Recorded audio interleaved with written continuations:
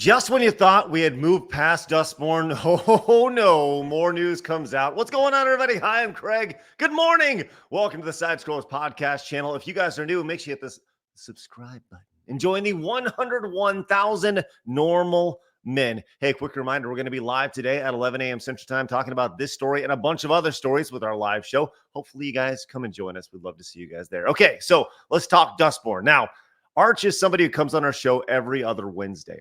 He lives in Norway. He is a Norwegian fella. Well, he had some inside news coming from some folks inside the Norwegian government. Because remember, that is how Dustborn actually got its funding.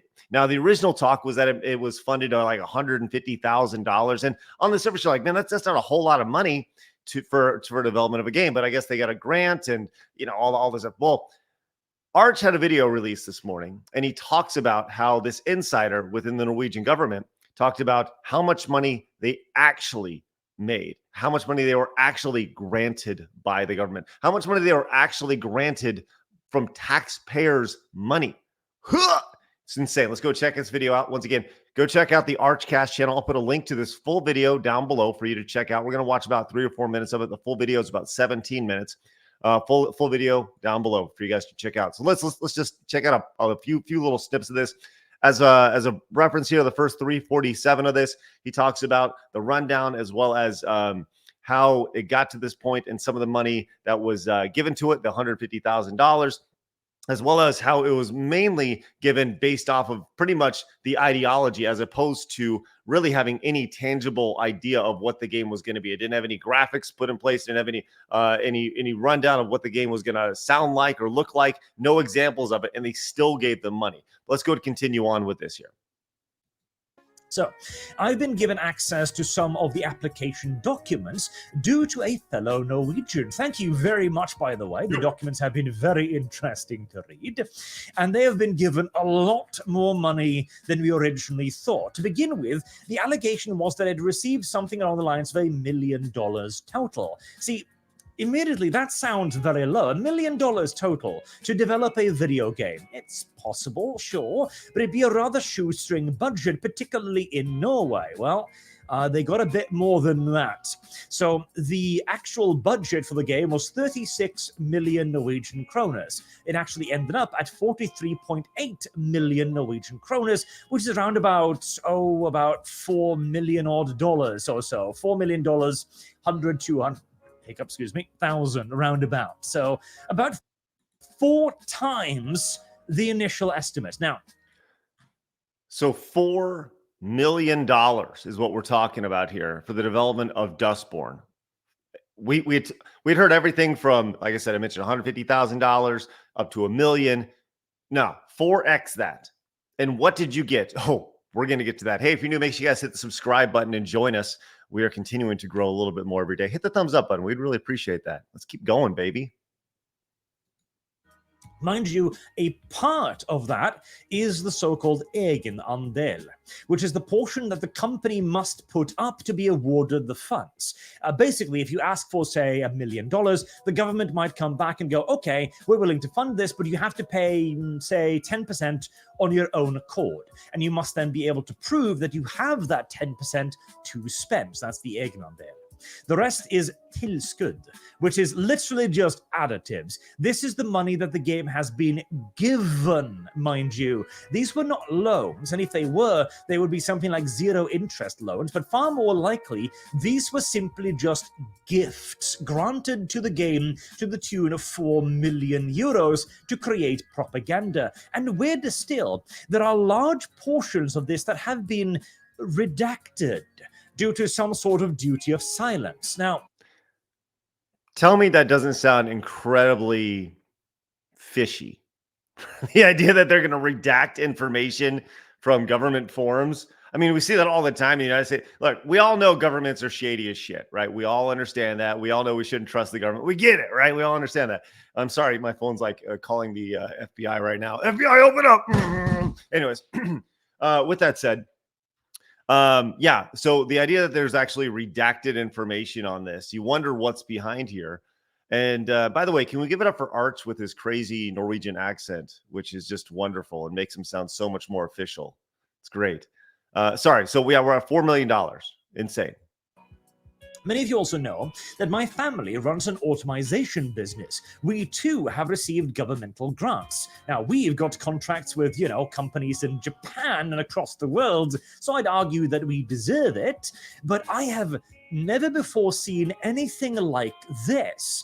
I've worked and seen color work, paperwork for quite a few companies when asking for public funds. I have never before seen this kind of sections just held back. And we're talking hundreds of thousands of dollars here in total as well. Very, very weird. We've got the European funds, for example. We've got that here, for example. We've got the Red Thread Games Egenandel. We have the Norwegian Film Institute. We have Viken Film Institute or Film Center. But large amounts of money just doesn't exist, weirdly. The only thing I can think of is that it must have been some sort of private individual, perhaps, or investment group that forced them to sign some sort of non-disclosure agreement that somehow even extends to official documents, because this is provided by the Norwegian Film Institute. A state organization is keeping secrets and running defense. Does that sound? I mean, clearly it doesn't sound right to anybody, right? Yeah, and you would have to think, just on a super high level, right? You have to think that the Norwegian government isn't exactly like really in tune with the gaming space, right? So, but why would they redact all this? Did they know this was going to be controversial? Surely, I guarantee Dustborn and Red Thread Games that they didn't have any idea that their game was going to be this much of a cluster of insanity. This is nuts. But so once again, why would you redact any information from a government form? And if it is a private funder who's throwing this money out, how can you bypass just the idea of government knowledge or public knowledge on government forms?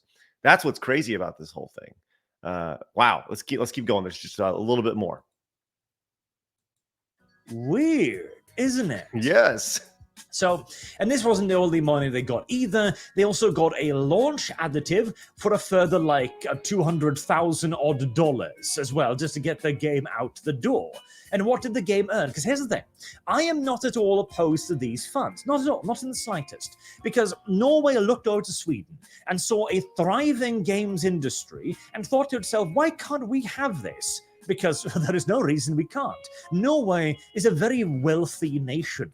We've got a lot of money. We can invest in a lot of things. Norway could make itself, via sheer governmental funds alone, into a world leader in any field it so chooses. That's how much money we actually have. And we have... Kind of bragging a little bit right there, huh? Kind of bragging a little bit. Just saying. Let's go. Let's go, Arch. By the way, great freeze frame right there. I love it. Hey, Arch will be on our show Wednesday. So make sure you guys join us. Hit the subscribe button. Join us. Let's go, man. I can't wait to see you guys today, man. First show back in a week. Oh, baby, let's go.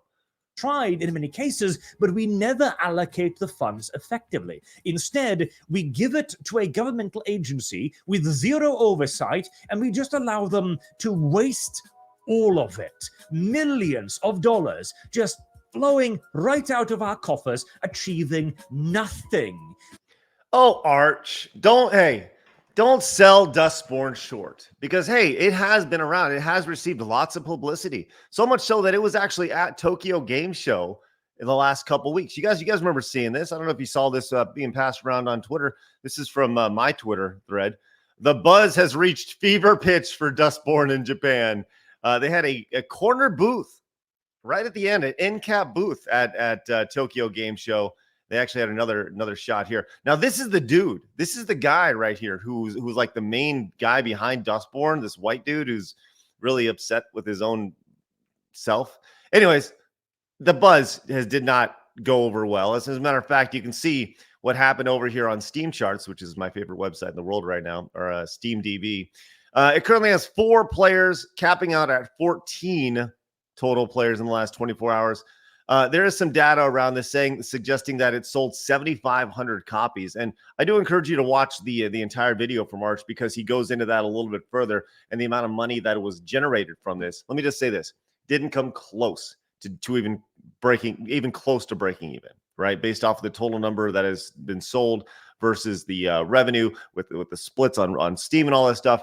It's just absolutely silly. And the idea that we are still talking about Dustborn and we're still discovering stuff about Dustborn, this game that may be the biggest failure in the video game industry. But I'll tell you what, that gives me a great opportunity to let you know that the Real Game Awards, our show, will allow you to vote on the worst game of the year. We're calling it the shitty ass game of the year.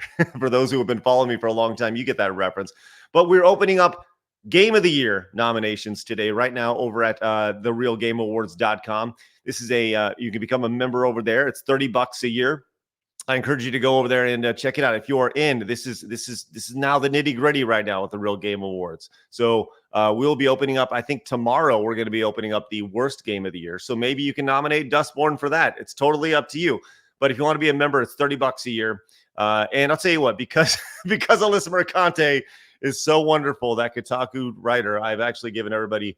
I put a promo code in. If you use promo code Alyssa, you get $5 off.